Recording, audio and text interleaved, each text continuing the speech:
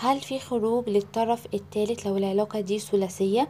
حط طاقتك على الكروت. يلا بينا نبدأ القراءة بتاعتنا، بس ما تنساش تشترك في القناة لو أول مرة تشوفني، ومتبخلش عليا كومنت ولايك حلو زيك.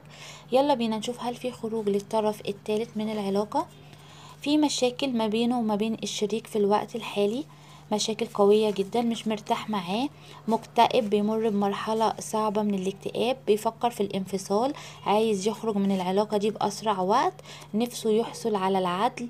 هنا شايف ان العلاقة دي علاقة تقليدية، ما فيهاش حب، ما فيهاش مشاعر، شايف ان الحبيب ظلمه جدا، كان نفسه يبدأ معاه بدايات جديدة وان هو يستقر في العلاقة، بس الحبيب مش مديله الحب والاهتمام، فهنا عايز يرحل من العلاقة ويسيب الحبيب، رغم ان هو حزين على العلاقة وعلى الذكريات، بس مش قادر يكمل في الوضع اللي هو فيه دلوقتي، وعايز يبدأ حياة تانية ببدايات جديدة.